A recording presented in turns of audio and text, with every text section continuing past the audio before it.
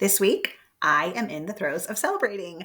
I have hit a huge milestone, and that is that I finished the last chapter, the first draft of the last chapter of my first ever nonfiction book. So I'm working on finishing the formatting and doing some last minute edits before I send it off to my publisher. And it feels so amazing. Now, traditional publishing takes a really long time. And so we're still 18 to 24 months out from that book being published. It will be a nonfiction book for moms about living a holy life amid the hecticness and craziness of everyday life. But it still feels really good. And one of the super cool things about it is that once that gets sent off, the next item on my to-do list is working on the 5th Adventures with the Saints book, who is going to be St. Francis of Assisi. And I am really, really excited to dive into his book and keep that series going too. So whether you're excited about my nonfiction book or my children's historical fiction books, we've got exciting news on both fronts and just a really great week for me. But the interesting thing is my week did not start out super great. So my husband was working and I was home with the girls on Monday night. And one of my daughters asked if we could make the asparagus with dinner. I have really, really, really good vegetable eating kids. I think that's just a grace from God. I don't know what I did or how I did it, but my kids enjoy vegetables. And this one particular daughter had specifically requested that I buy asparagus the week before.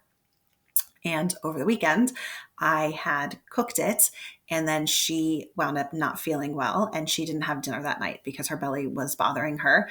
And I hadn't really tracked that she was the one who wanted the asparagus and that she didn't eat the asparagus, and the rest of us really enjoyed it. And so on Monday, she's like, "Hey, can we have the asparagus?" I'm like, we ate it. We had it. And she's like, "I didn't have it." And I was like, I'm like, I felt terrible. I'm like, "I'm sorry. Like, you got sick, so you didn't eat it. Like, I'll buy some more and we'll do some asparagus some other time." But that just completely triggered her. And she had this really, really intense meltdown. I don't know if I should be rejoicing or crying that my kid is having a meltdown about eating vegetables, but I'm also fairly sure it wasn't just about the asparagus, especially if you have daughters, that it's never like just about the asparagus. But she got triggered and just melted down, was so angry and hurt and just crying and wound up locking herself in the bathroom, wouldn't come to dinner, wouldn't sit down. And then here I am, my husband's gone and I've got the other kids and I'm trying to get dinner on the table and just so exasperated.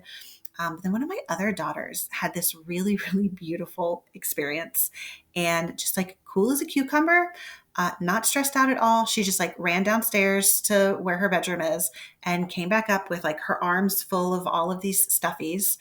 And I see her walk over to the bathroom door and she just knocks on the bathroom door and she says, "Hello, it's so-and-so." She like gives a name to her little stuffy. "I want to come in and play with you." And then the next thing you know, the door opens and my daughter steals the stuffy and then closes it again. And then my daughter on the outside knocks again with a different stuffy and says, "Hello, it's so-and-so, and I want to play with you." And then sure enough, the door opens and she was able to get this kid who wouldn't listen to me, wouldn't respond to me. I was telling her that I was sorry. I was telling her I would buy more. I was offering hugs, like doing all of the things that I knew as a mom how to do to help de-escalate my child, and nothing was working. And then my other daughter, just in her brilliance, went straight to the stuffies, didn't try to talk to her sister to sister, but talked to her as stuffed animal to hurt child who, of course, what hurt person doesn't want to snuggle with a stuffy. It was really, really beautiful.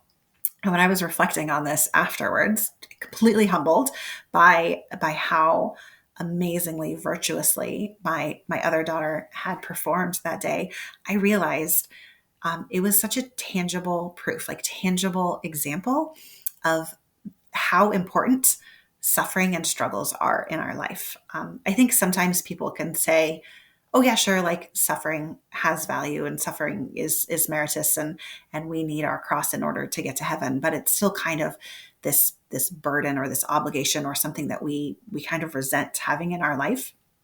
But I was able to witness firsthand how what most families and most parents and my other two kids who were really stressed and hands over their ears, like not enjoying the cacophony of noise and the stress before dinner, that this actually was the perfect environment for my other daughter to grow in virtue, to learn how to deal with someone who's completely dysregulated, who is really stressed out and having a hard time. She had such a heart of compassion and love and creative problem solving in order to reach this little girl who was so stressed, exhaustion and probably other things going on in her little brain that like she can't even fully process. And so I watched my daughter practice and exercise and grow in this virtue. And if we had never had this stress, if we had never had this meltdown and this really challenging situation, my other daughter would have never grown. Like when I was reporting it to my husband later, I was like, I don't know, like maybe she's going to be a hostage negotiator one day. Like she was so calm, like calmer than me, calmer than my other girls, like really, really handling it so well. And so afterwards, I was able to rejoice with her and tell her what a great mom she's going to be one day, and how proud I was at her creative problem solving and all the things she did.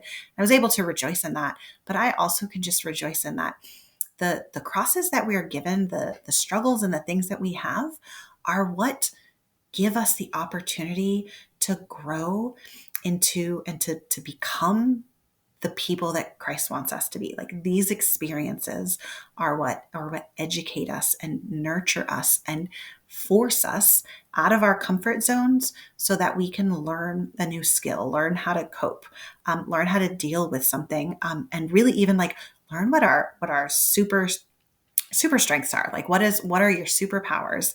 And I feel very, very confident that dealing with crises and people who are melting down, even if it's just in the form of being extremely patient with her future children. Like my daughter has this superpower that I had an opportunity to learn from her, and what a gift.